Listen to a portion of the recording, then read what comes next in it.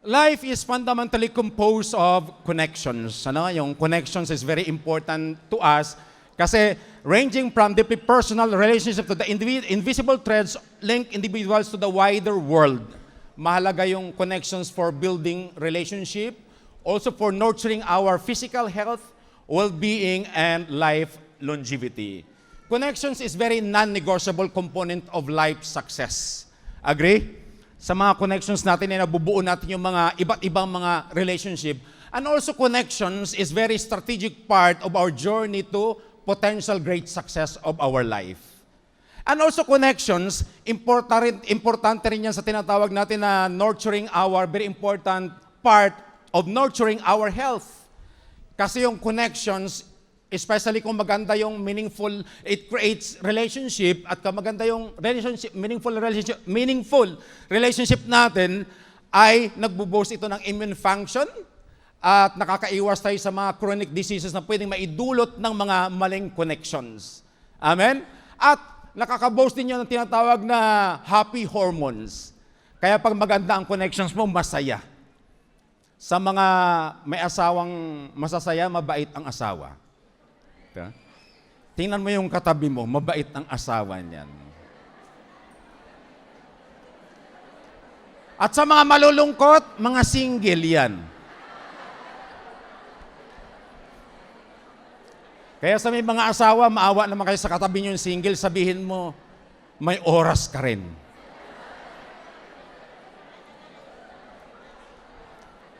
Pero hindi lahat ng connections healthy. Healthy. Yung iba, hell. O nakaka-toxic. No, hindi maganda kasama. Laging pagkasama, parang gusto mong hiwalayan, gusto mong umuwi na. Parang pagkasama mo, hindi ba pakali yung puwit mo? Parang maganda naman yung iniinom mong mga juice, pero parang umiinom ka ng Clorox. Hindi magandang kasama. At pagka ganun yung mga kasama, mga connections ninyo, hiwalayan nyo na. Pero pagkaasawa mo, wala ka nang magagawa dyan. Forever na yan. Kaya bilang single, ang payo ko sa'yo, totoo ang himala, may oras ka rin. Totoo ang himala, may oras ka rin. So our life is composed of many connections because for connections, we establish success of our life. May it be career, personal, health, nurturing our well-being or longevity ng ating buhay. Nakakahaba ng buhay yung maraming magandang connections. Kaya pag maganda ang connections mo, nakaka-establish ka ng maraming relationship. No? Relationship pagdating dun sa mga friends, hindi yung maraming asawa ha. Maganda yung takbo ng iyong buhay. Siyempre pag marami kang mga kakilala, connections, sa oras ng pangailangan, marami kang matatakbuhan. Ganon lang yun. Marami kang mapupuntahan, may hinga ng tulong sa oras ng needs of your life. No?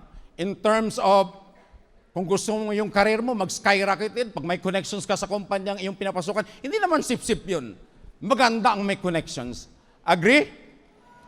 Sa life, sabi ko nga, laging much better that you have more friends that are connected to you. Kasi ang mga tao, isa sila sa mga strategic part of our journey to success. But if you want a connection na nandun lahat, connect to Jesus Christ. Si Jesus Christ, if you connect to Jesus Christ, your only destinations for all connections. Amen? Connections natin sa paghahanap ng love life. Si Jesus Christ makapagbigay sa atin ng counsel. Connections natin kung paano magtagumpay sa trabaho. Connections sa lahat ng magandang bagay na ninanais natin. It is only in Jesus Christ that we can have what we call yung total connections that our life will be successful. Amen? Kaya kapag ka na kay Jesus Christ ka na, remain ka na. Huwag nang patalon-talon. No? Sino nang nasa kay Jesus Christ, kaway-kaway? No? And our topic for that is the power of remaining. Ito yung binigay sa atin ng ating pastors, the power of remaining. Kaya mag-ingat din tayo kung sino yung lagi mong ini-standbyan mga anak ng Diyos. Hindi lahat ng mga ka-fellowship mo, maaaring mag-influence sa'yo ng ninanais mong goal sa buhay or success.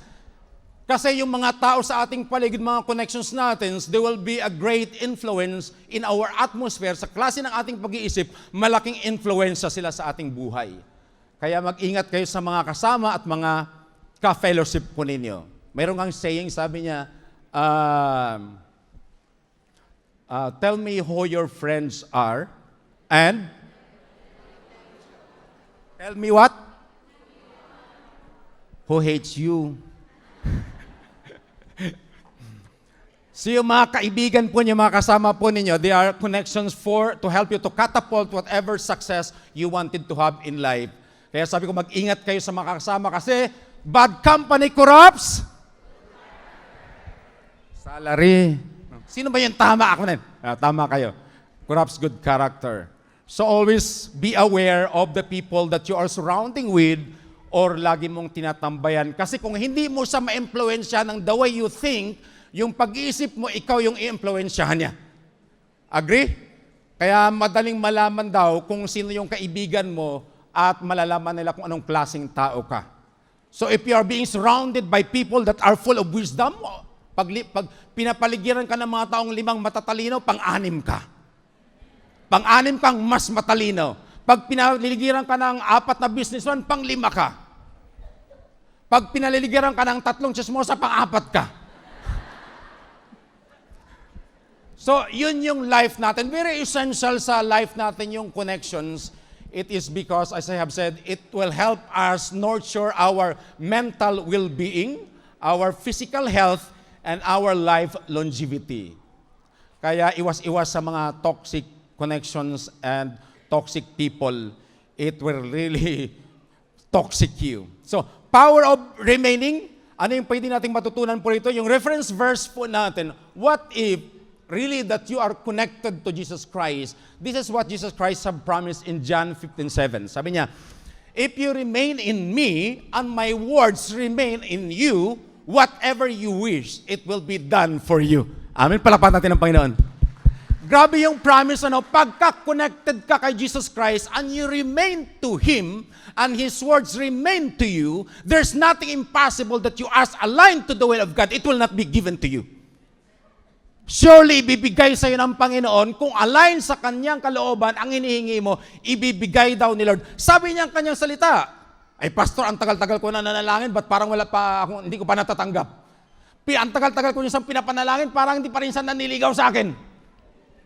Ang tagal-tagal ko siyang pinapanalangin, para yung mata niya, ang layo pa rin. Kapatid, analyze and evaluate your connections with God. And analyze if His words living unto you. Dapat yung salita ni Lord, hindi lamang sa knowledge sa ating buhay. Because the Word of God, it is a manifesting life na dapat nating isabuhay para maranasan natin yung pangako ng katagumpayan. Amen? So, kaya't natin narinig yung salita ni Lord na tungkol sa ating buhay, hindi lamang yan upang malaman natin ang tungkol sa buhay, kundi ini-instruct tayo kung paano lumakad ang buhay ayon sa kalooban ng Diyos. Kaya yun mga anak ng Panginoon, ang ganda ng pangako ni Lord dito sa verse na ito, that if you remain in me and my words remain in you, ask whatever you wish and it will be done for you. Sabi mo sa katabi mo, iyon naman pala eh. Sa'yo na siya. Huwag ka na mag-isip. Panibagong panalangin naman ang sabi mo sa kay Lord. Since Lord, I'm standing and declaring your word in my situations, in my atmosphere, I will never die single. Pinanalangin ko na yan, Lord, I am aligned to your will. I'm obeying your words. I'm living with it. So I am praying for it. Now, it is your words, O God. I'm holding to what I am praying right now. You said, ask whatever you wish, and it will be done for you. So stand for it. Kasi sabi ng Panginoon sa Mark 11:24, whatever you have prayed or asked, consider you have received it already. So mga anak ng Diyos, do not doubt. Kung medyo matagal, basta hintayin mo. Kaya isa yan sa bunga ng banal na Espiritu Santo, be patient. Kung hindi ka makapaghintay, nako, medyo ang fruit of patience sa buhay mo ay nanganganib. Medyo may katagalan minsan yung kasagutan na hiningi natin sa Panginoon. Medyo magte-take ng time yan, but stand. that the Word of God is true. Whatever He promised, He will do it. Pastor, magpi-50 na ako. Huwag ka mag-alala, 52 na ako. Because God is not, the Word of God is not bound by age or time or whatsoever. It is bound by He promised, what He promised, and bound by what He wills. Magaganap ito sa tamang panahon at tamang oras na intended Him to happen. We cannot arrest the Lord through our emotional dramas because God's Word is work perfectly to the timing of God at sa readiness ng ating puso para tanggapin ito. Amen? Kaya kung sino man sa inyo nanalangin ng whatever you wish, it will be done for you. At sasabihin nyo, ang tagal ko nang nanalangin, hindi pa nagaganap at nangyari sa aking buhay. Ang sasabihin ko lang, be patient. Be patient or be patient. Gusto mo, maghintay o mahuhospital? Sabihin mo sa kanila, maghintay. So maghintay tayo mga anak. Ako, ang tagal ko na naghintay, obviously. Obviously naman yan. So, but I'm always looking forward for what the Lord have revealed unto me before the time will come. Kaya iba na may hawak na revelation. Iba na where you are connected. Iba na yung where you are remained your life. Kung saan ka palagi ang nakatambay, dun lagi magbibigay ng magandang perspective ang buhay mo. Dun lagi iikot yung kalusugan mo. Kasi kung sino sabi ko nga, lagi kung saan ka naka-standby, dun yung tinatawag na klase ng mindset na mano-nurture sa kaisipan mo. Ay kung lagi ka naka-standby sa kay Lord, ay hindi ka based ng anumang circumstances, situations, age, or health sa ating buhay. Kasi we know that the Lord is faithful to His life, to His word. Kapag sinabi niya to, pangahawakan ko yan, Lord. Kaya lagi kong sinasabi in my prayer, Lord, you are faithful sa iyong salita. Right now, I am declaring this word in my situations, in my circumstances. I'm declaring this in my atmosphere. It will happen, O God, because your word is true.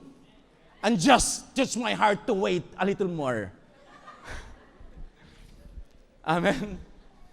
So mga anak ng Diyos, sa paghintay natin sa Diyos, pangahawakan natin, tutuusan sa Kanyang salita, rather than thinking that the Lord is so late. Parang hindi yata naririnig ni Lord ang aking panalangin. Narinig niya. In fact, hindi ka pananalangin, narinig niya na ang gusto mo. Kaya, always remain to the Lord. Pangako yan ng Panginoon na kaya evaluate our lives. If you remain in Jesus Christ, ano ibig sabihin ng remain in His words? Dapat mabubuhay tayo sa salita ni Lord. Live in the Word of God. Obey.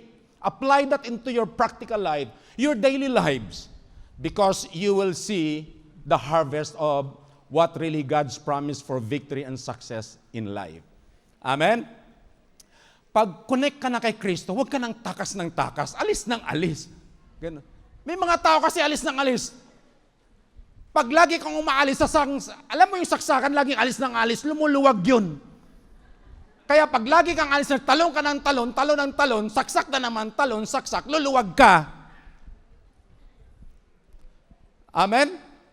So mga anak ng Diyos, if you are connected to Christ already, huwag nang alis ng alis. Ikaw din, baka matuyot ka. Tingnan mo yung katabi mo, sariwa, parang itinanim sa dalampasigan. No? Ay, hindi pala. Parang itanim sa streams of water. Laging sariwa. Di ba, hindi ka nakatulog? Siyempre, nakatanim ako sa sariwang streams. Ano? Kaya yung mga Kristiyano, kahit konti ang tulog niyan, tingnan yung mga pagmumuka, sariwa. Ang mga anak ng Diyos, if we are living and connected with the Lord Jesus Christ, life will always be refreshed. Life will always be renewed. Life will always be on yung tinatawag na magandang perspective mo is because being with Jesus Christ, masarap kasama. Kaya sabihin mo sa katabi mo, huwag alis ng alis. Nakakita na ba kayo ng halaman? Every week, inaalis mo sa lupa. Ay, parang hindi ka bagay dito. Dito ka na naman. Baalis na naman. Kung hindi ka matutuyot, mamamatay ka.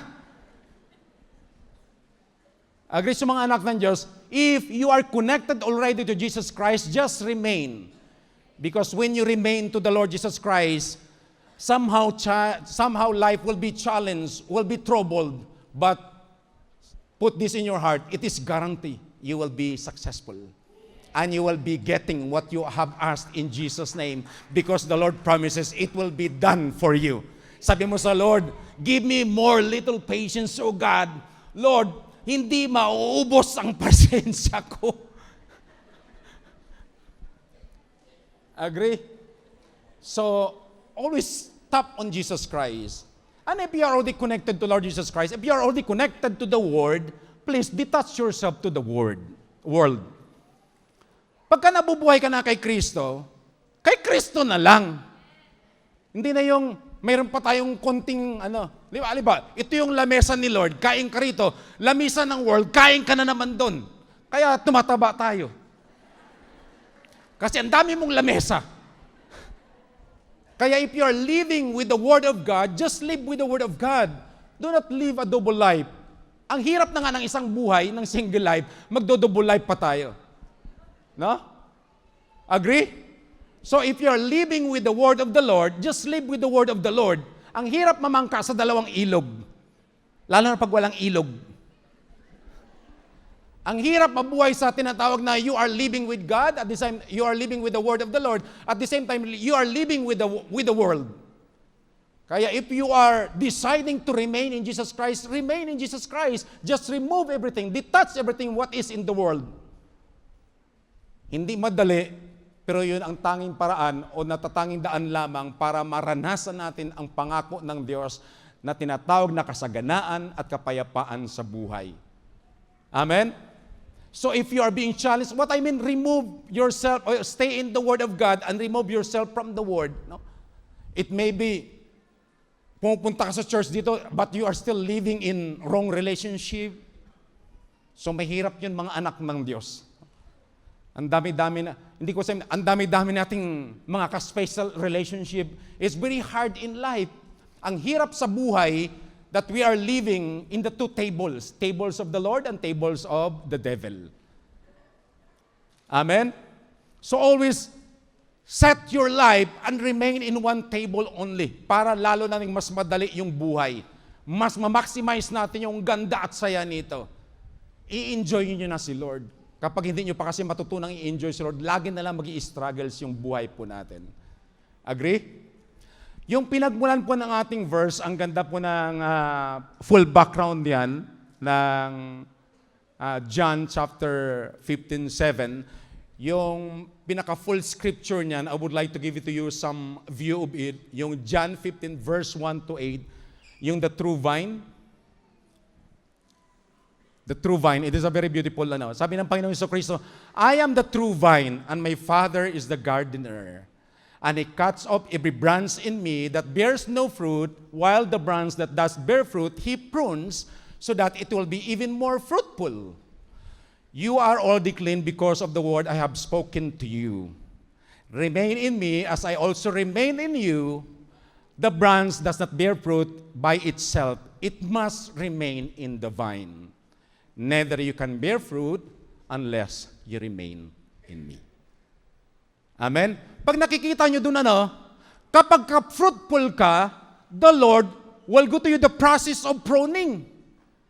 Kapag lalo kang nagiging mas mabunga, ang gagawin pa ni Lord, mas mabunga pa dapat ang mangyayari sa iyo. Kaya ikakat niyo yung part ng life mo that is not beneficial for your fruitfulness. Alam ba, part ng life mo, parang masama ang ugali mo rito, anak. Ikakat natin itong pagiging mataray mo. Ang pangkat doon sa pruning. Alam mo yung pruning process? Yung malaking plies, doon sa isang branch na yon, ikakat yon, papaligiran ng ganon. At lahat ng mga branches doon na nakakonect doon na hindi na fruitful, ikakat yun ng gardener, which is the Father. The process of pruning is somehow very hurtful, but it's for our only way to grow. Amen?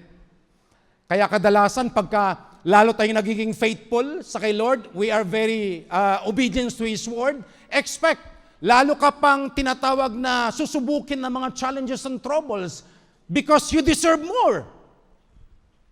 Hindi lamang namumunga ka ng isang pungpong na grapes, dapat lahat ng branches that you are connected with, it will be even more fruitful.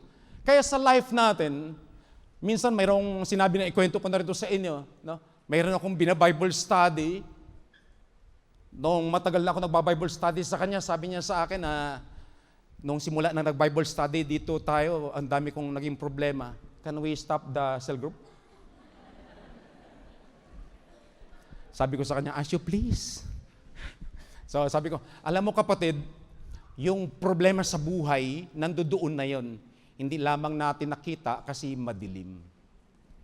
So when life displayed more in the light of God, mas nakikita natin ang marami pang mga bagay sa ating buhay na dapat ayusin o lalo pang magiging fruitful yung parte ng buhay na yon. So, it doesn't matter how righteous or holy or obedience you are in pleasing God, come put this in your hands, mga anak ng Diyos. You will be tested and you will go to the process of pruning. Mapuprune ka kasi deserve mo ang mas maraming bunga. Pag wala kang bunga, mabunganga ka lang. So yun yung magiging problema. Kailangan mabunga ka. At doon naman sa mga hindi nagbubunga, ito yung pinakamatindi. Sa mga sangang hindi nagbubunga, puputulin. The branch that bears no fruit will be cut off by the gardener, which is the Father. Kaya sabi mo sa katabi mo, connected ka pa? Magbunga na? So the branch that bears no fruit will be cut off by the Father, which is the gardener. Kasi bakit puputulin yon? Kasi mahirap yon sa tinatawag na puno, mabigat siya. At makakahawa pa ang kanyang part na nadidecay dun sa mga healthy na mga branches, kaya kailangan sang putulin. Amen? Kaya mga anak ng Diyos, minsan nawawala ka sa church, hindi lang basta-basta ka nawala, naputol ka. Agree, wag sabihin mo, hindi ako papayag. Hindi ako papayag. Ngayong araw na ito, magsisimula na akong magiging healthy, magiging green. I will not allow that my Father will gonna cut off me from the branch, or from the vine. So, pag nandirito tayo mga anak sa tahanan ni Lord, it is expected that you will bear much fruit. Siyempre, hindi ka naman magkakaroon ng external fruit. Otherwise, mayroon ka mo ng internal fruit, which is the fruit of the Holy Spirit. Ano yung fruit of the Holy Spirit? Love, joy, peace, patience, kindness, goodness, gentleness, faithfulness, and self-control. Dapat yan muna yung mga bunga o internally na manonurture sa iyong puso while remaining and living with the Word of God, para kapag naranasan ka ng katabi mo, wow, ang sarap mong kasama. Agree? That's the internal fruit. Bago tayo makapag-produce ng external fruit, rin muna internal fruit. Ayusin muna natin yung ating kalooban. And if ourselves aligned with the fruit of God, ang mga taong kasakasama natin, mararanasan nila ang langit sa pamamagitan mo. Mararanasan nila ang tunay na pag-ibig sa pamamagitan mo. They are not yet encountering the Word of God, but through you, the Word of God, you are the dynamic walking Bible that is letting people experience the presence of the Lord through you. Amen? So mga anak ng Diyos, in-nurture nyo lagi yung fruits internally because that is your way for making your life even more fruitful in serving the Lord. Kaya lagi niyong iigtingin yung pag-ibig, paigtingin niyo yung tinatawag na fruit of peace because that's the way of God to bring more people para ibigay sa iyo, iparanas ng Diyos sa ibang tao yung ipinaparanas niya sa iyo. Amen? So mga anak ng Diyos, be fruitful, be afraid that the Father in heaven will cut you off from the vine. Huwag kang papayag. Sabihin mo, magbubunga na ako. Hindi na ako magbubunga nga. Magbunga na. I am the vine and you are the branches. If you remain in me and I remain in you, you will be more fruitful. Apart from me, you can do nothing. Wala tayong magagawa kapag humiwalay tayo sa Diyos. Apart from me, you can do nothing. Ang mga branches naman na hindi nakaroon. If you do not remain in me, doon na to sa ano? If you do not remain in me, you are like a branch that is thrown away and withers. Such branches are, thrown into the fire and be burned. Ang hirap pagka pinutol ka na, susunugin ka na. So wag niyong hayaan mga anak ng Diyos that it will going to happen to us that when the Father pass by in our lives and still He will not be seeing fruits in our lives. It is very terrible when the Father says, cut it off. Amen? Kaya dumating tayo dun sa verse natin na pinag-uusapan, yung 7 na yon, that if you remain in me and my words remain in you, ask whatever you wish and it will be done for you. For this is my Father's glory that you will be fruitful, showing yourselves that you will be my disciples. Yung pagiging fruitful pala, ipinapakita natin na tayo talaga ay disipulo ni Kristo. So pag wala tayong fruits, ibig sabihin, malabong tayo ay disipulo ng Diyos. Amen? Maaring sa iba sa inyo, mayroon ng mga fruits, externally, yung iba on process pa lang, pero mahalaga lagi, plant the seeds or plant the fruits, the potential of your fruitfulness. Lagi kayo magtanim ng buto. Yung buto na yun ng salita ng Diyos. Yung mga binabahaginan yung tao, that is a potential seeds of fruitfulness. Lagi kayo mag-share ng salita ni Lord because sharing the Word of God will be a potential for your fruitfulness. Hindi kasi pwede mag-expect ng fruitfulness pag wala kang itinitanim. So kapag nagsishare ka ng salita ni Lord, that is a potential for fruitfulness. Sharing the Word of God to people, that is fruitfulness, potential fruitfulness. Kaya dapat lahat tayo dito mga anak ng Diyos, hindi lang naman tayo nakikinig ng salita ng Panginoon, dapat nagbabahagi tayo. At wag niyong iisipin yung mga binabahagi niyong salita, walang silbi yon. It comes to the time na yung buto na yon tutubo out from the ground. And that's your potential fruitfulness. Agree? So laging magbahagi ng salita ni Lord because when you are sharing the Word of God, that is the seeds you are putting to the ground and it is expectant your potential fruitfulness, bringing more people to God. Huwag niyong pagsawaan yung pagbabahagi ng salita ni Lord sa mga tao. Lahat ng nakarinig ng salita ni Lord sa pamamagitan mo, the Lord will nurture that seed and in a time, the right time, lahat sila idadako ng Panginoon sa kanyang tahanan. So mga anak ng Diyos, be fruitful. Because being fruitful, it is showing yourselves that you are the disciples of the Lord Jesus Christ. Amen? We have a points, yung device mechanism lang yun ng ating Panginoon, yung tinatawag na, siyempre sinabi yung divine, si Jesus Christ, yung gardener, which is the Father, and we are the branches. Tingnan mo yung katabi mo, magandang sangayan, healthy. Ipoprune na natin yan. What we can learn, what we can have a takeaway from this verse. Number 1, points po natin. Imagine the intensity of what is rightfully yours if the power of remaining takes place. Can you imagine that if you remain to Jesus Christ, the promise of the Lord, lahat ng hihingin mo ay mapapasa iyo. Pero I would like to make it a point, mga anak ng Diyos, hindi yung lahat ng hihilingin mo kasi baka mamaya ihilingin natin, hindi na-align sa kalooban ni Lord, hindi talaga mapapasayo yun. Hindi, ihilingin mo na makasal kayo tapos may asawa ka, hindi mapangyayari yun. What the Lord meant is align to His will, align to His word, align to the righteousness, align to the holiness. Yun lamang yung may pangako ng tinatawag na it will be done for you. Else, everything that we ask, this does not align to the will of God, of course, it will be put into the answered no.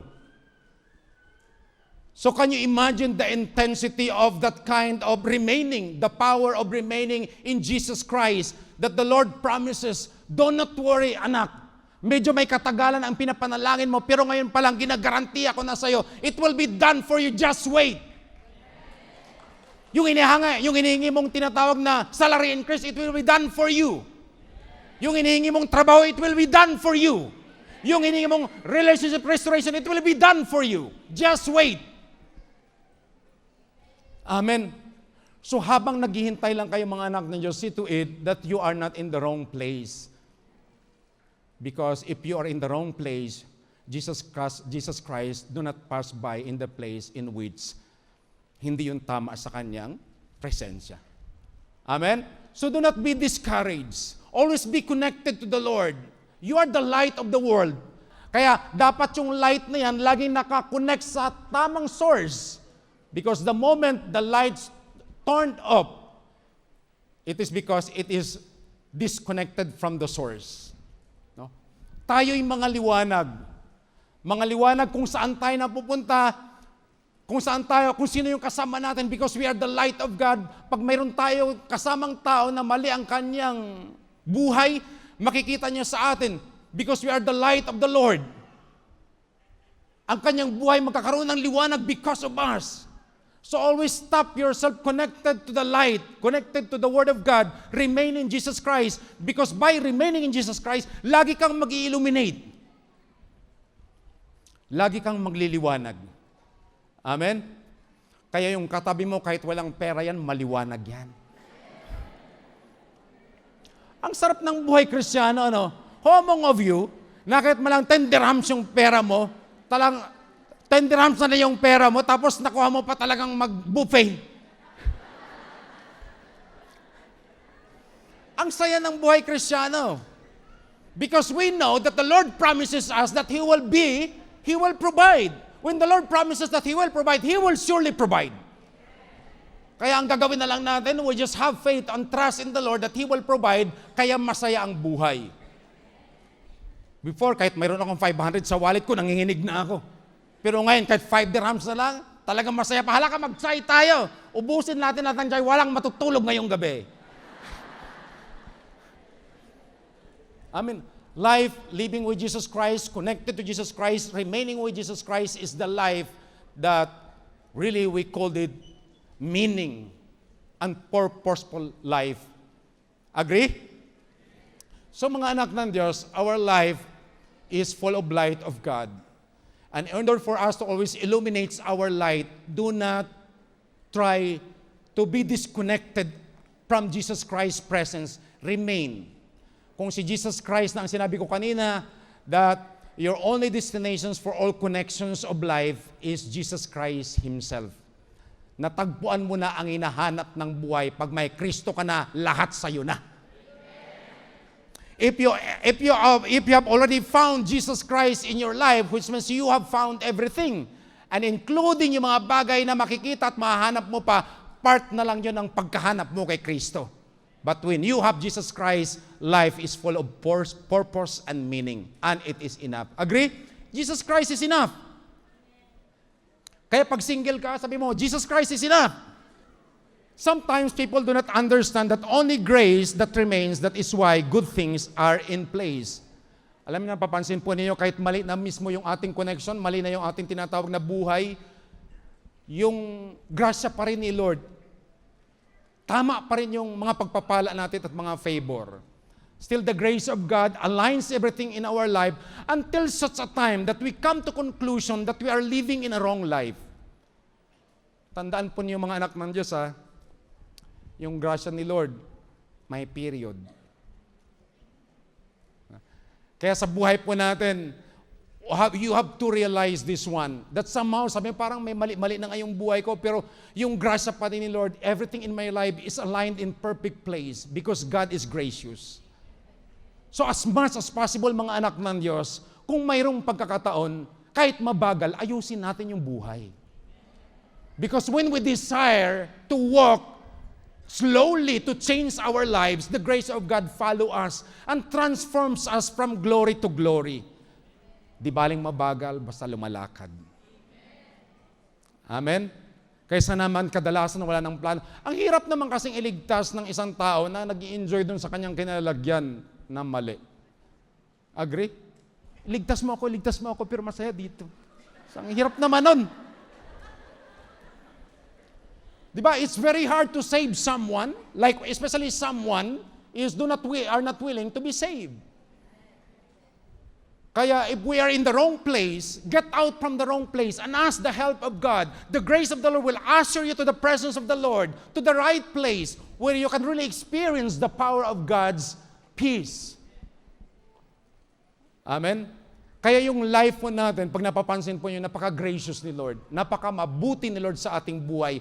Maraming pagkakamali kadalasan ang ating nagagawa. Even we are living with God, but still is gracious to align everything in our life in peace.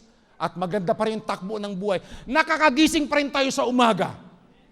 Sino sa inyo very grateful you wake up in this morning? Pagtingin mo sa salamin. Thank you, Lord.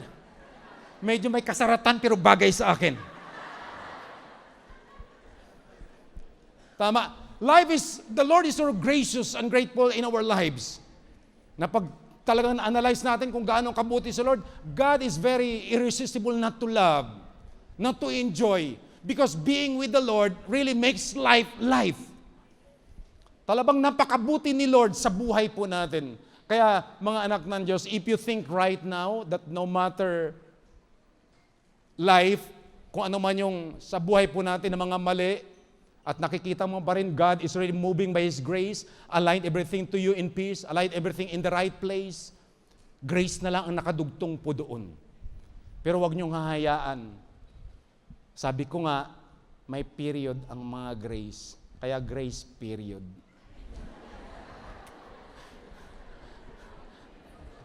Siyempre, pag grace, mayroong hangganan yan. Bibigyan kita ng 3 months grace period, ha? Pagka nito, ayusin mo yung lahat. Grace is giving us the opportunity to change our lives accordingly to what the life giver give us or demanding us that our life should walk like this according to His will. So yun yung grace. Kaya wag nyo nang hayaan na yung grace ay maunahan pa ng grave. Amen? Nag-uunahan yan eh. Grace. Sabi ng grave. Grace is to lose everything so you will desire the best things. Amen?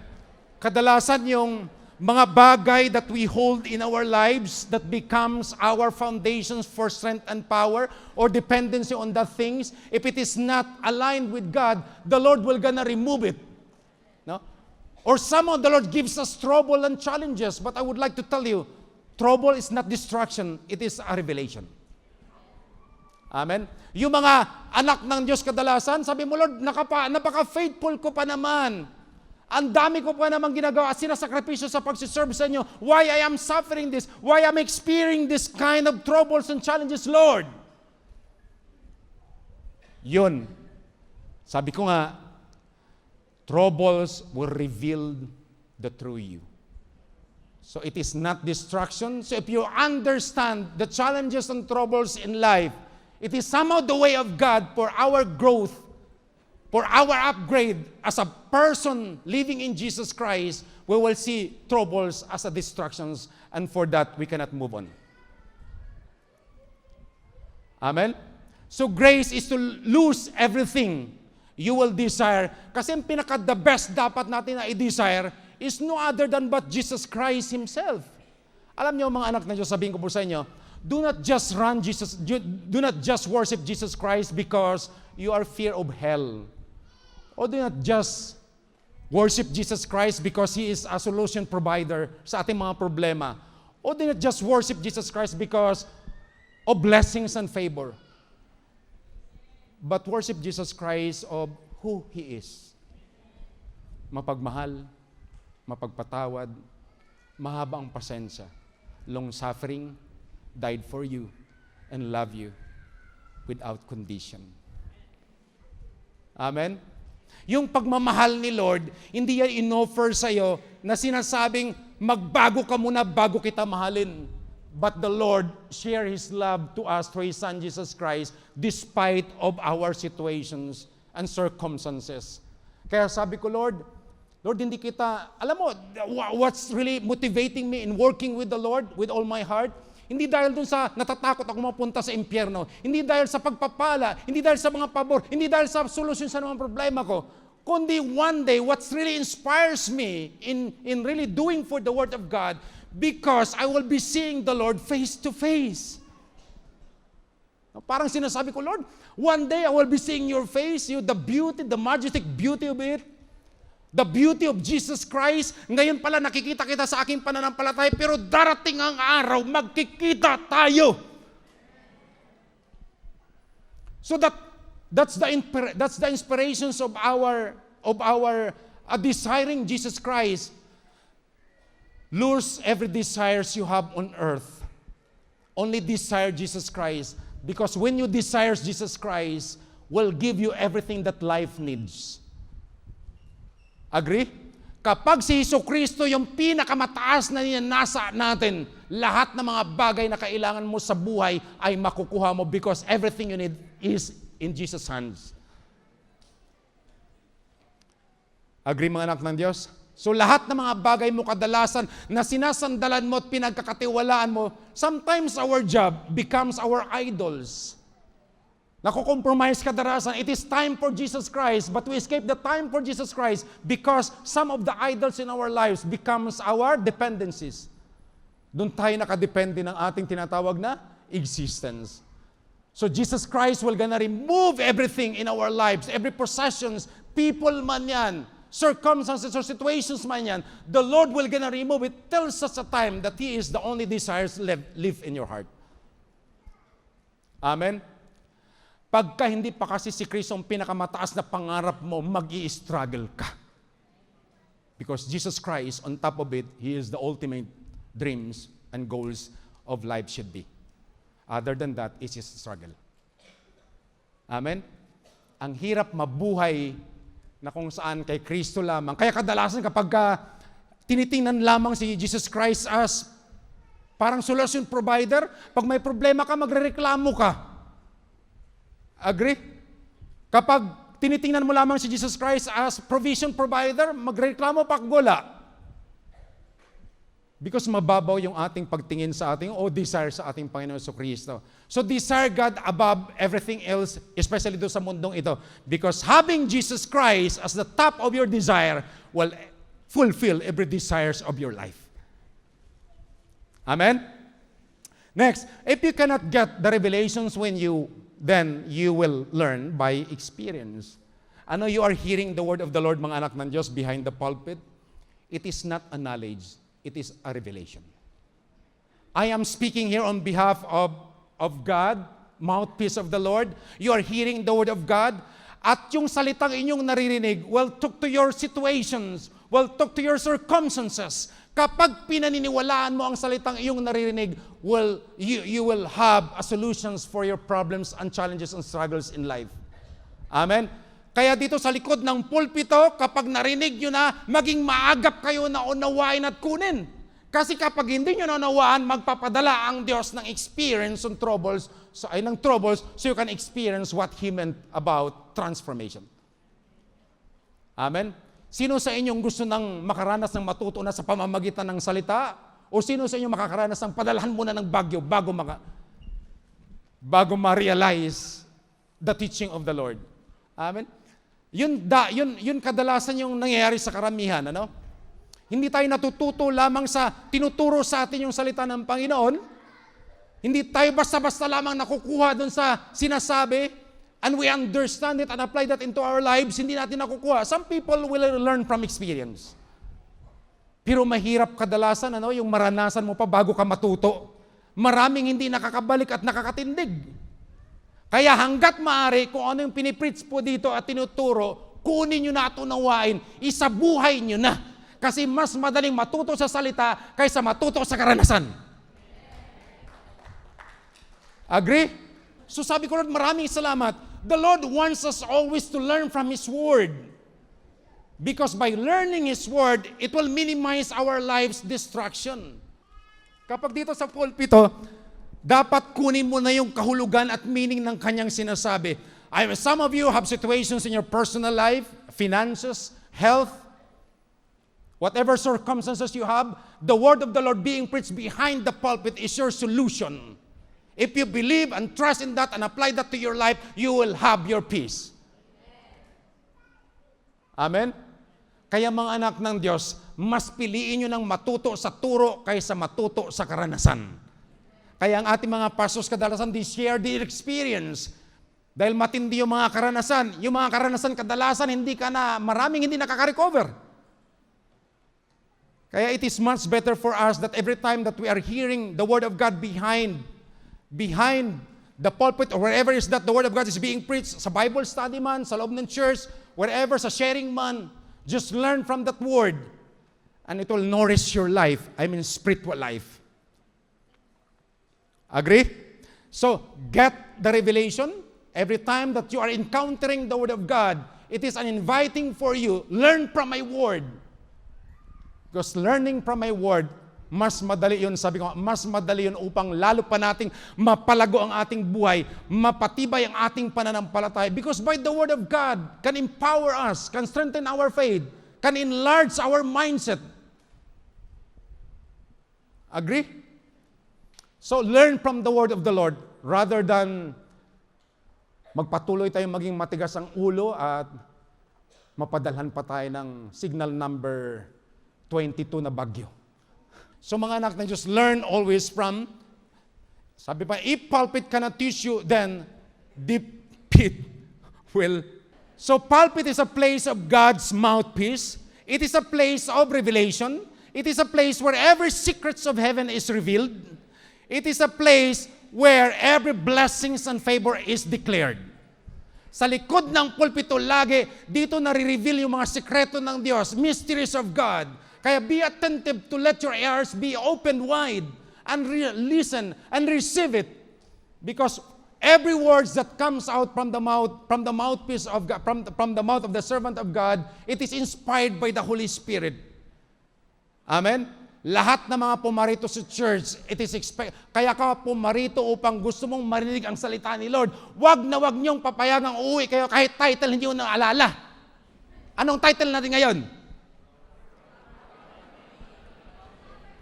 What? Ayun. Kadalasan kasi kahit title na, ano ba yung title? Kapag hindi mo naalala yung title, mas lalong hindi mo maalala yung pinag-usapan natin. Kasi maigsi na lang yung title eh.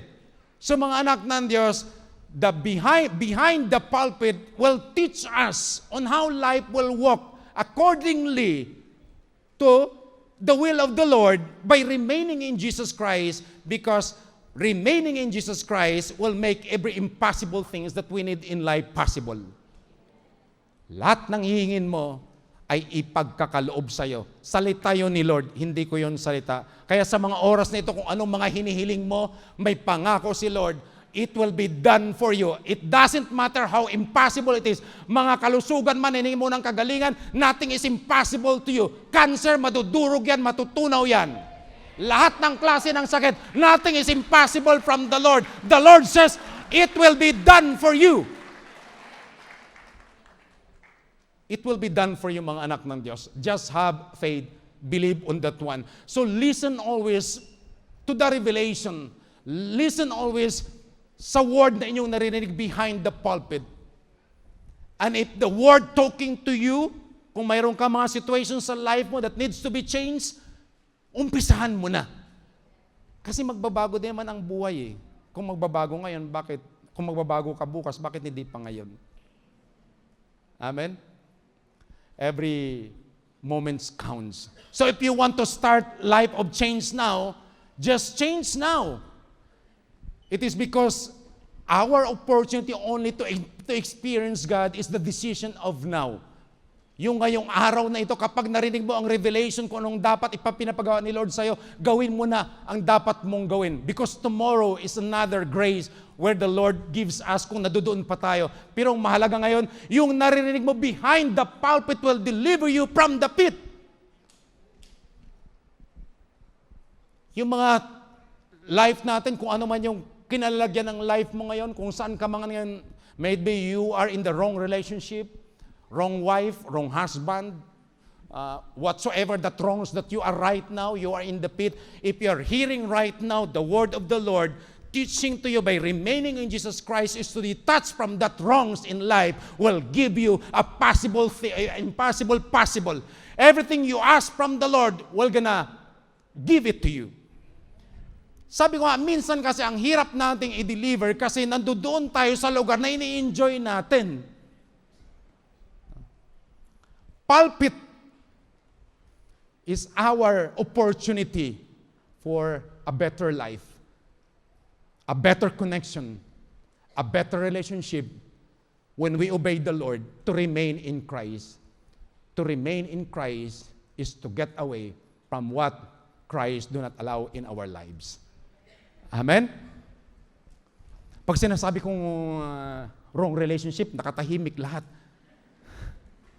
Ako lang dito hindi guilty kasi wala naman akong relationship. Wrong ha. No. Alam mo, mayroon akong mga naka-counsel na kadalasan, I don't know who among of you here that you are not yet married, di pa kayo ikinakasal, mga anak ng Diyos. I don't know what's the situations or circumstances right now why you're not going to get married, hindi pa kayo nagpapakasal. But this right now, the word that you are hearing, behind the pulpit, it is the invitation of the Lord to really depart from that kind of wrong place in order for us to really maximize the experience of remaining in Jesus Christ. Kaya kadalasan, ang buhay natin parang tuyong-tuyo. Lagi naman tayong nakakarinig ng salita ni Lord, pero wala pa ring tama. Puro tama ang buhay, pero walang tama. Agree? So mga anak ng Diyos, the word of the Lord being preached behind here is to bring us deliverance from the pit to freedom where the Lord wants us to experience. Amen? O sa mga nagsasama dyan na hindi pa kayo kasal, pumunta kayo sa mga network leader po ninyo kung anong dapat gawin. Kung free naman ang mga sinumar ninyo, magpasinumar kayo. Ako gusto ko nang magsinumar.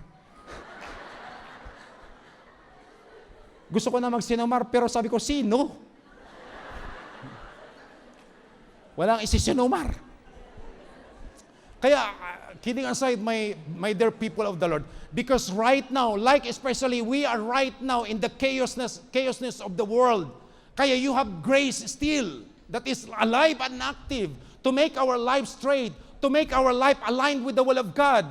And I will tell you, aligning with the will of God, with the word of the Lord, is the life that you really have to experience because it is the only life that we call really life. Amen? May mga nakakaalam pa akong mga talagang baka dito pa sa inyo, may mga asawa kayo sa Pilipinas. So, I will be true ha? May mga asawa kayo sa Pilipinas, tapos may asawa kayo rito. O behind the pulpit. I'm telling to you right now, remain in the Lord. Remain in God. Because malapit na rin ang pagdating ni Lord. Be in the grace of God. Habang may grace pa, very active pa, transform and change your life. You are not hearing only the word here that is good for knowledge. The word that is being preached here, good for life. Amen? Agree kayo sa akin? Mas maganda ang buhay dito na inyong naririnig. Let that knowledge that you are hearing behind the pulpit will be your way out from the pit. Because kung nandirito ka lang din naman, tutuhanin mo na. Total, dito ka din naman lang naman at nag-i-enjoy ka na, buuhin mo na. Agree? Parang pag ganun ang usapan, parang nagkakalungkutan ka agad.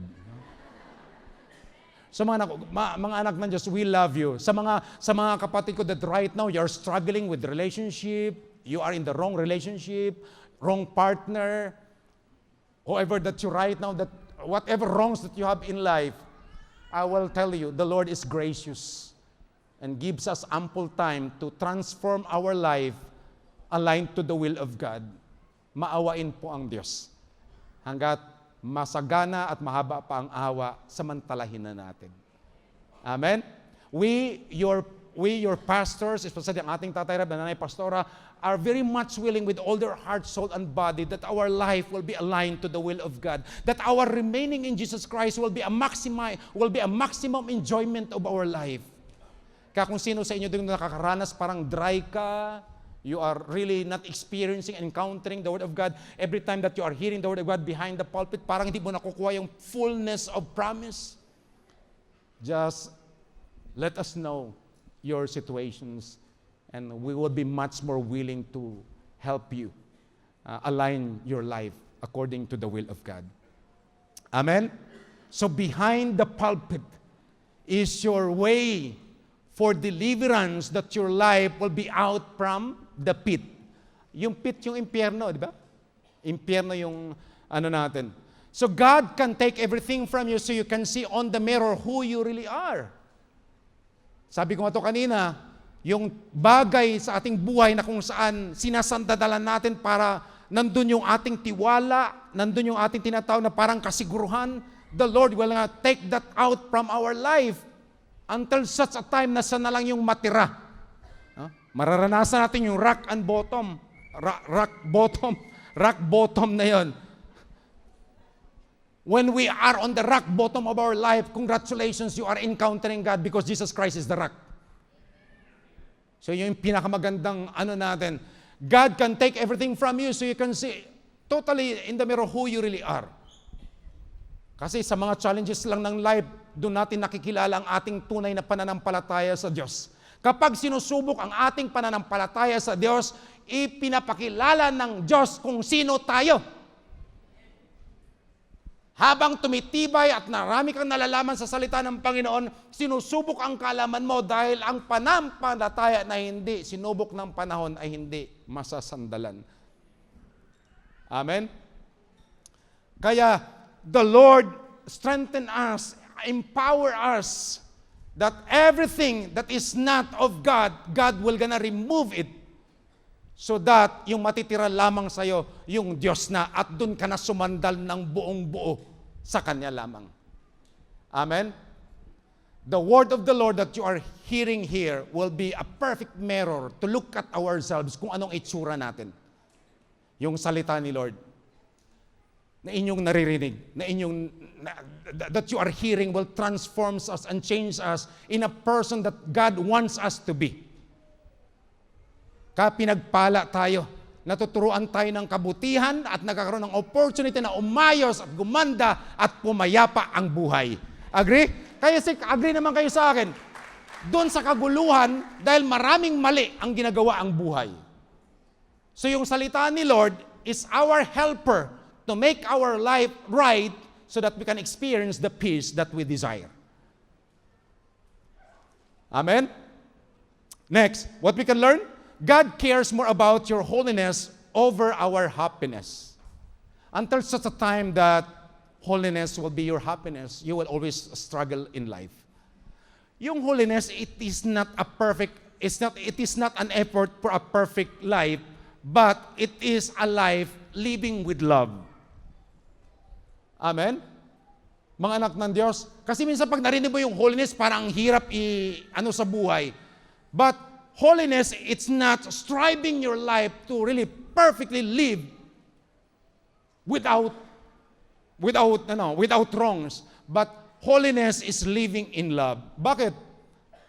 Because when you are really, truly loved, it is easy to be faithful. Tama? Pag talagang nagmamahal ka naman, mas madaling magiging faithful. Pag you are really motivated by love, it is easy to be joyful.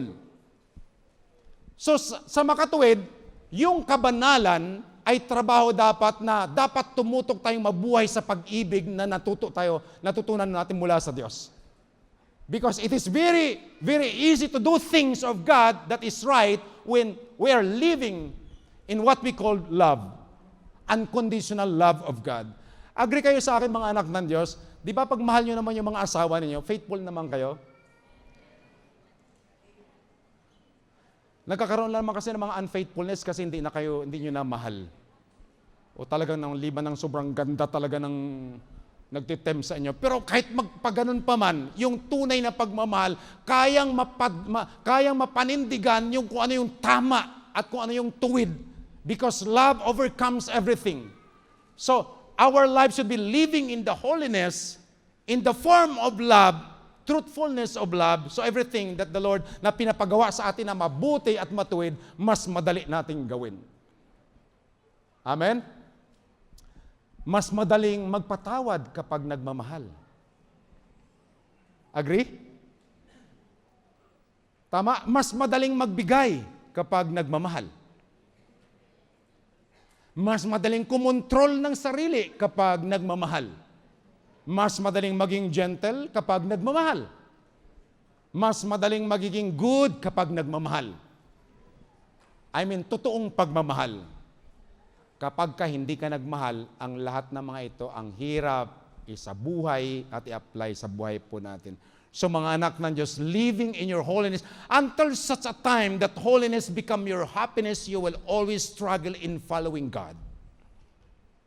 Because the only way to enjoy the Lord is to live a holy life and a righteous life. I mean, a life that is full of love. Kaya tingnan mo ang katabi mo, sabihin mo, no, pasensya ka na. Ngayon, mahal na kita. Pero wag doon sa krasma, baka umasa. So, living in God, as I have said, ulitin ko lang, strive to live in the fullness of God's love so everything will be easy. Because love will make everything possible sa mga bagay na imposible na. No? Mas madaling mahalin ang kaaway kapag nagmamahal. Sino dito sa inyo may mga kaaway? Kapag kaaway mo sa nagagalit ka sa kanya, hindi ka nagmamahal. Because love will conquer every hate and anger. Amen? Lalo sa mga mag-aasawa, ma-maximize po ninyo yung tinatawag na kaligayahan bilang mag-asawa kapag kayo'y napamamagitan ng tunay na pagmamahal. Kapag yung asawa mo nagkamali, madali mo mapagpasensyahan kasi love will always give or keeps no records of wrong. Kaya gusto ko yung love chapter na 1 Corinthians 13. Basahin nyo yun, yung meaning ng love na yun. And you will be inspired. That chapter will really motivate us to really live in the fullness of love. At sasabihin ko po sa inyo, kapag nabubuhay kayo sa pag-ibig, ang saya ng buhay. Itong tuturuan ko kayo, kapag nagmahal kayo, huwag yun ang hintay na masuklian kayo ng pagmamahal. Tama na at maging masaya ka na nagmamahal ka. Sabi nga ng isang disciple ko, sabi niya, be right person and be happy. Amen? Be the right person to the wrong people. Kasi doon na yung tinatawag na mas madali. Mas madali if you're going to only focus on the situations where you have in control rather than forcing someone to do things so that you will be happy. Mahirap yun. Ayoko ng ganyan sa buhay. Kaya nag-i-enjoy lamang ako sa kaya kong ibigay at sa mga hindi naman matatanggap ko naman, bonus na lang yung pag binigay sa akin, pero masaya talaga ang buhay ko na. I mean, masaya in a way, masaya talaga. Because I'm really enjoying my life serving the Lord and serving the people of God. That's what makes me live in the fullness of joy. Other than that, I have no expectations from anyone. Ang hirap naman, sabi ko doon kanina sa kausap ko, you know what, the very worst life that someone can live is to live in the expectations of someone. Ang hirap mabuhay sa iniisip ng isa, dapat ito gawin mo. Hindi ka na nabubuhay sa iyong sarili. Mabuhay ka lamang sa kung ano ng Diyos na maging ikaw. I mean, live in the holy and righteous life. So mga anak ng Diyos, maximize your life. Remain to Jesus Christ. Remain with the Lord. Because by remaining with God, uulitin ko lang, walang imposibleng ninanais mo at pinapanalangin mo na hindi mapapasayo. Yung iba nasagot ka na, yung iba sasagutin pa lang, yung iba maghihintay ka pa lang, pero maghintay ka lamang darating sa iyo, tinugon na. It is only waiting for the perfect timing and your willingness to receive na yung panalangin mo na yan. Amen? Few things and it will be done. Grace must put you on the right track, not on the big crack. Alam mo, sabi ko yung life po natin, kahit alam mo yung life natin that we are in the wrong place, yung grasya ng Diyos, binibigyan pa tayo ng mahabang panahon, ample time to align ourselves to the will of the Lord until such a time that we can really live in the fullness of living and remaining in Jesus Christ. So paulit-ulit ako dito kanina na kung mga life man po natin, if we are right now positioned in the wrong situations in our life, grace will gonna give us an ample time to really make our life align with what is right. Amen? So mga anak ng Diyos, napakahaba at napakaganda at napakatamis ng grasya ng Panginoon. Para ang grace period nito hanggat may buhay pa, may grasya pa. Kaya sabi ko kanina, naghahabulan ang grace at saka grave. Huwag niyong hayaan, maunahan ng grave ang grace. So our life will be just running out of time. Huwag niyo nang hintayin pa. Grace will be putting us on the right track. Kung saan man tayong big crack ng life po natin, the grace of God will gonna position us in a way that God will gonna please in our lives. Amen? And then, no giant that can be bigger than your connection with God. Remember David? See David? Because David is very, very attached with the Lord. David is very close with God. He remains with God no matter what. Maraming mga ginawa si David na mga bagay na mali sa kanyang buhay, but after that na mga wrongs niya sa life, tumatakbo siya sa Diyos. Lumililim siya sa presensya ng Panginoon because David knows the moment that he detached from the presence of God, that is his total destruction. Amen? Remember yung laki ng kanyang enemy in 1 Samuel 17:45? David said to the Philistine, you come to Goliath, you come against me with sword and spear and javelin, but I come against you in the name of the Lord Almighty, the God of the armies of Israel, whom you have defied.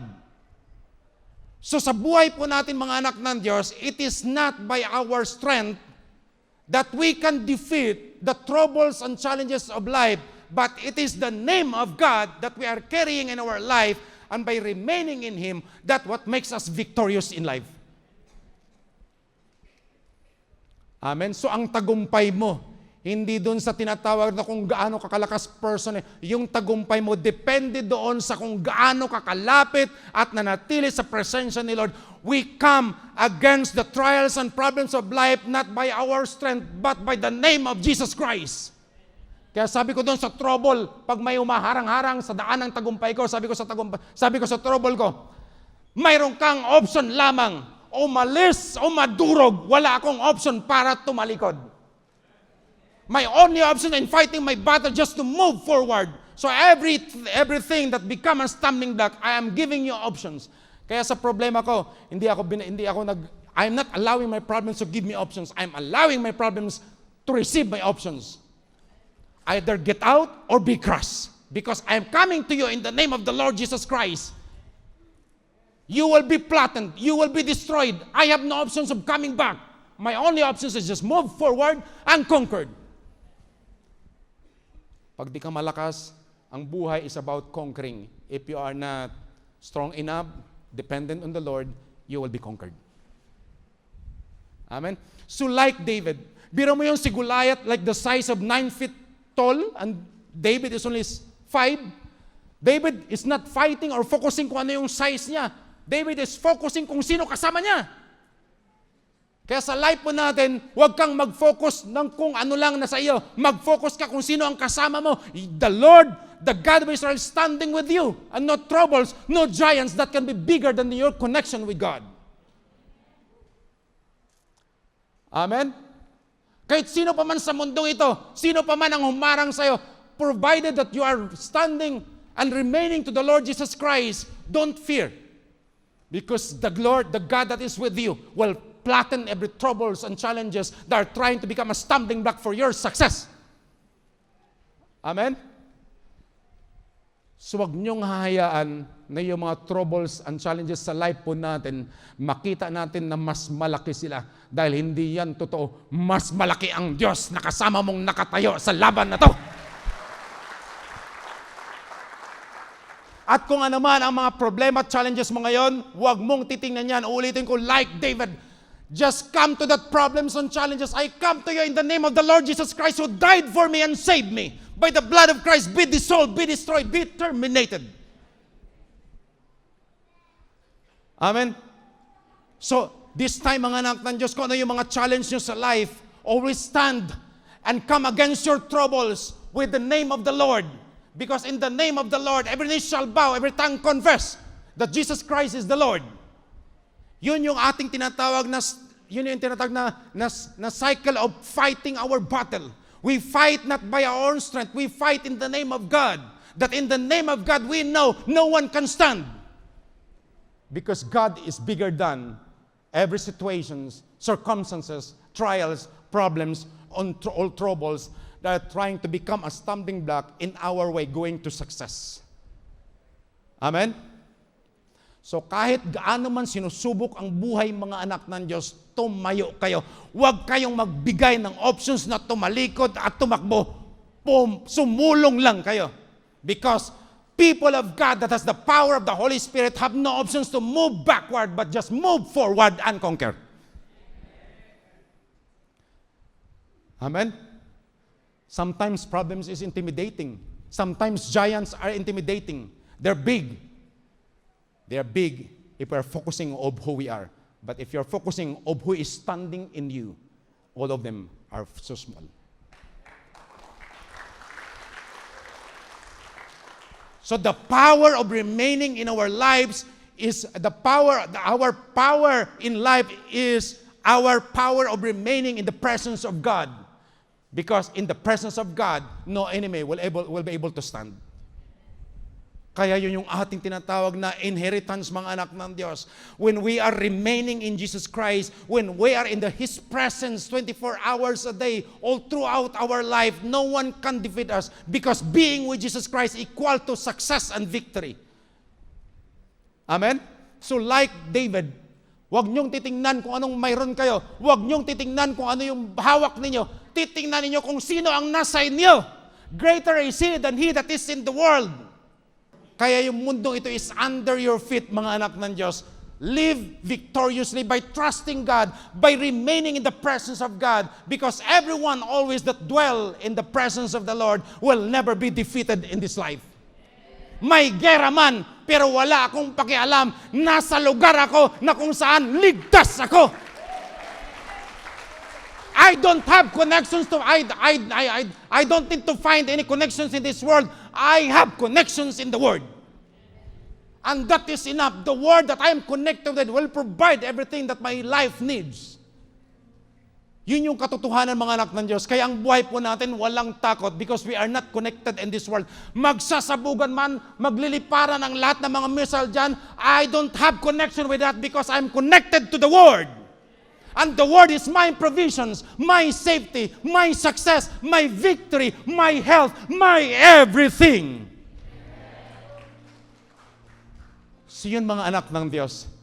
Can you imagine the intensity of that remaining can you imagine the power of that remaining if it takes place? Right this very moment, whatever that right now challenges, giants that you are facing with, I want you to really fight not of who you are, but who is standing with you. And that is Jesus. Few slides and I will be done. God gave Goliath so faith will grow. Agree? Lahat ng mga trials natin sa buhay, lahat ng mga higanting umaharang sa atin, hindi sila distraction, sila'y mga hagdanan para lalo pa tayong tumaas. When you are fighting your Goliath, Goliath will not bring troubles and distractions. Goliath will bring a big stairs for you to climb higher with your faith. Kapag wala kang Goliath, walang promotions. Kapag walang Goliath na harang sa daraanan ng tagumpay mo, hindi malaki ang nakaabang sa'yo. Remember, your success, your Goliath will be dependent on the size of blessings waiting for you. So every Goliath standing before your success, just fight for it. As I have said, sabi mo sa Goliath mo, wala akong option to move backward. I'm just moving forward, so either get out or be crushed. Just come for every Goliath of your life in the name of the Lord.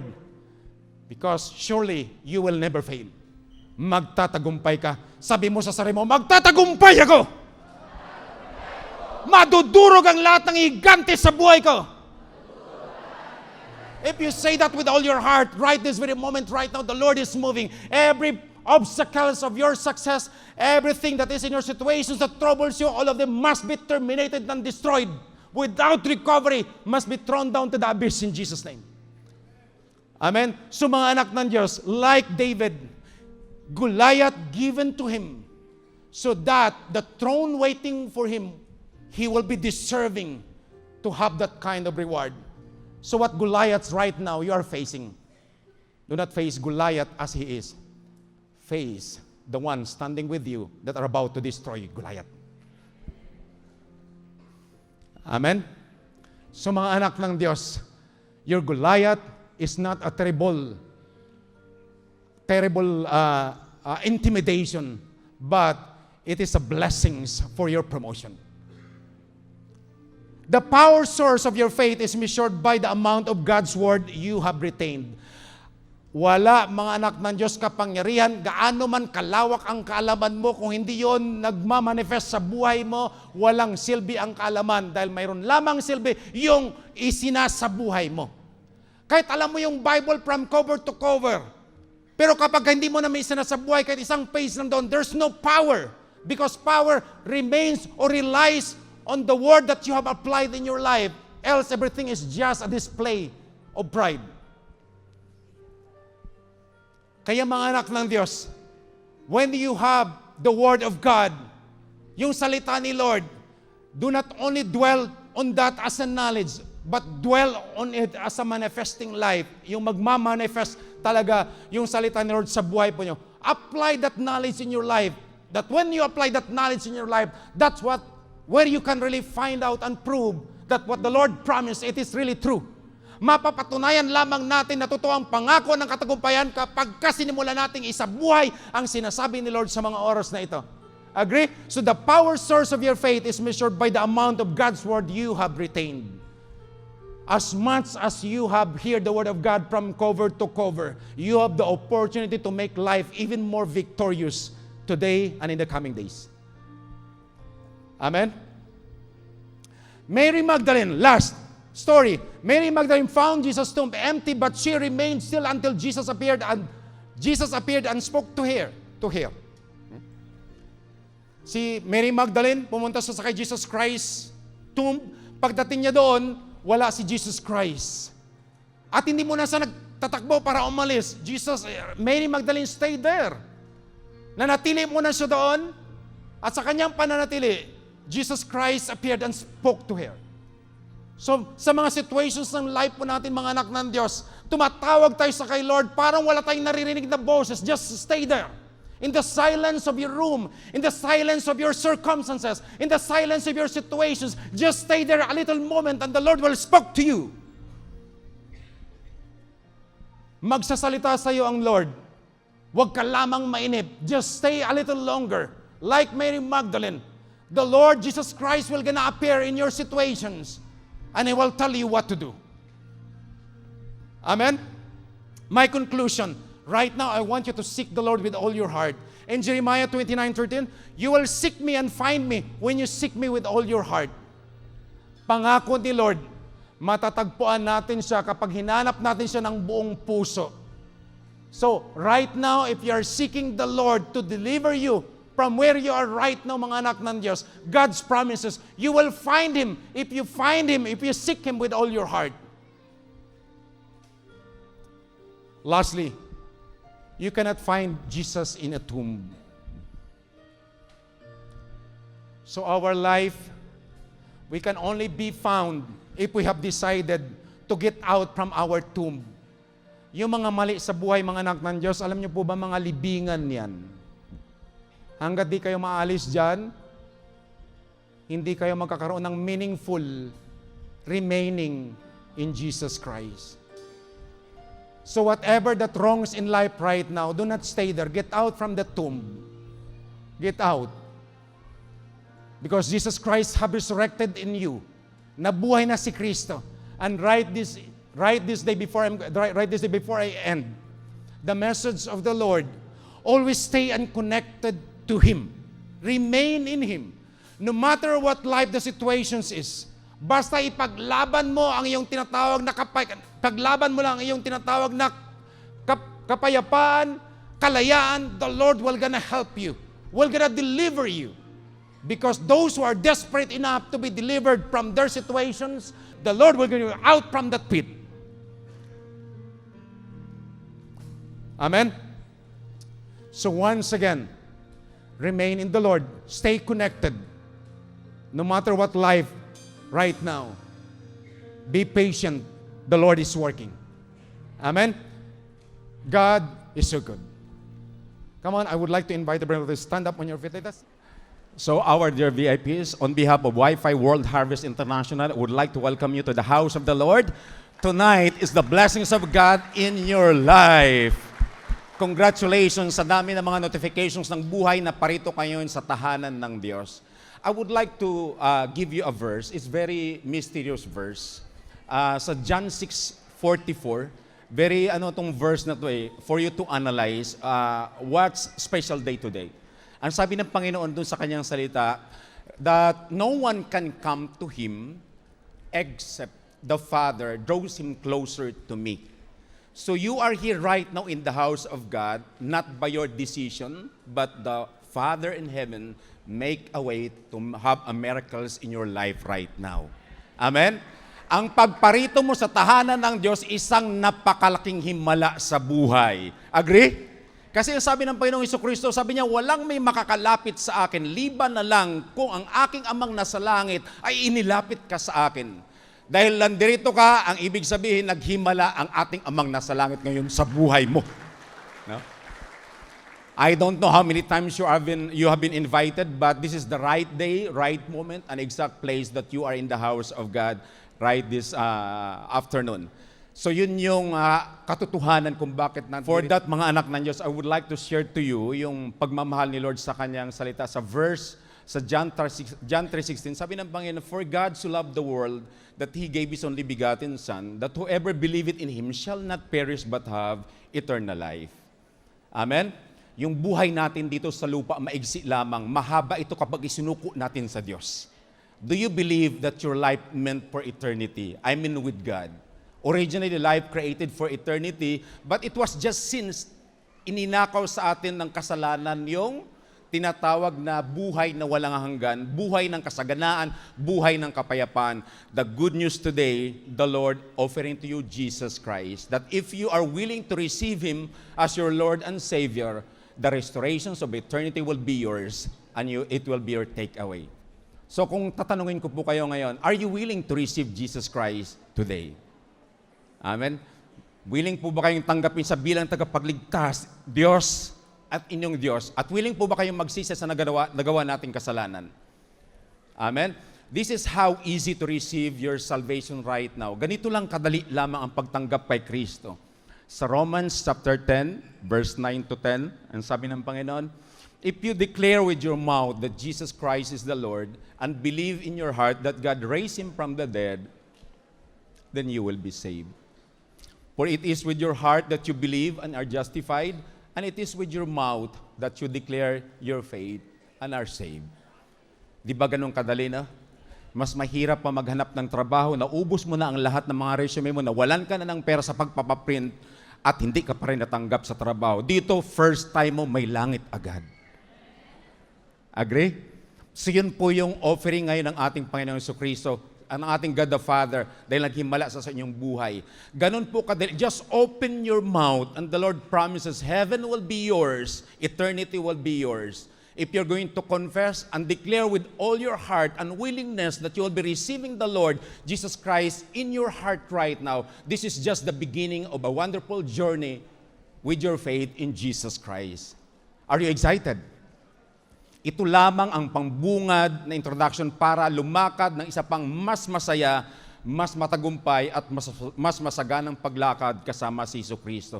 I don't know how many of you right now may mga problema kayo, problem sa trabaho, problem sa family, whatever that problems is, but you'll be here today or this afternoon, you will go home with an answered prayer of whatever circumstances of your life right now. Palakpakan natin ang Panginoon. So can I lead you into prayer? I would like to lead you into prayer of acceptance, ang tawag po dito. Hindi ito religion. Wala rin itong tinatawag na ililipat kayo sa panibagong samahan. It is just a relationship to the Lord Jesus Christ I'm giving to you. Are you excited and willing right now? Can you please bow down your head? Please, people of the Lord, you can lay your hands upon them. Just follow me as I pray, because the Lord says that when you open your mouth and declares that Jesus Christ is the Lord, you will be saved. Father in heaven, come on, open your mouth loudly. Father in heaven, thank you for this day that you have led me to your home. And I have known that your Son, Jesus Christ, died on the cross because of my sin. And I'm willing to repent from every sins that I have done. I'm willing to surrender my life to you with all my heart, soul, and body.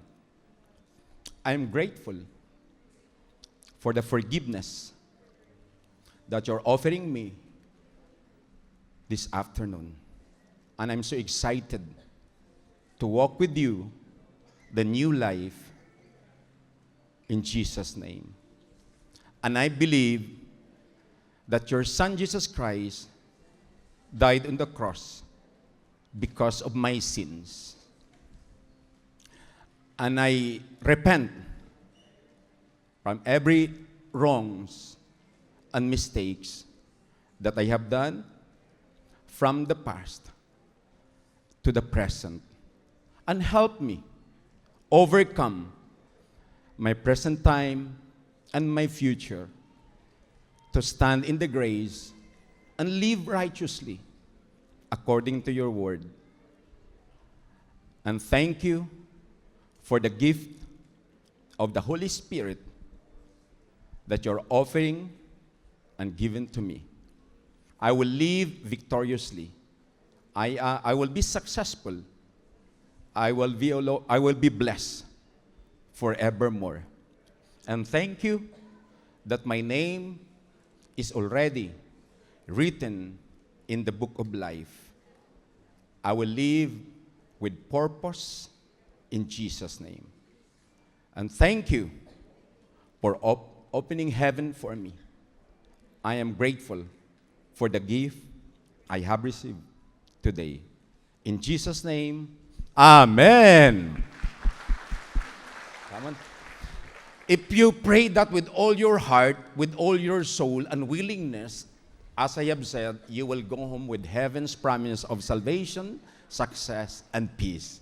Amen. Maraming salamat. Lord, thank you so much, O God, sa buhay ng aming mga VIPs. Thank you, O Lord, for your goodness, for your faithfulness, O Lord, na idinako mo sila sa iyong tahanan. And I believe, O Father, pagpapalain mo sila ng iyong salita. Kung sino man, O God, sa mga oras na ito, may mga circumstansya, O Lord, sa kanilang situations, relationship, finances, O Lord, I am praying and declaring right now, O God, that miracles will take place, O Lord, to deliver them, O Father, in Jesus' name. Maraming salamat, O God, sa mga buhay ng mga kapatid na ito. Idinako mo sila sa iyong tahanan. I am praying and declaring, O Lord, it is not only the first time, O Lord, that they will be with us, O God, but all throughout their entire lifetime, O Lord, they will be coming to you, worshiping you, O Lord, and surrendering their lives to you, O Father. Thank you so much, O God. In your hands, I entrust them, O Lord. Once again, let your name be praised and be glorified, O Lord, sa buhay po, Panginoon, ng aming mga beloved VIPs, O Father. Hello everyone! Kung kayo po'y na-bless sa mensahe ngayong araw na ito, I would like to encourage everyone to please like, follow, or subscribe and share this video to your friends, to your family, or to everyone that you knew. So God bless and see you until next.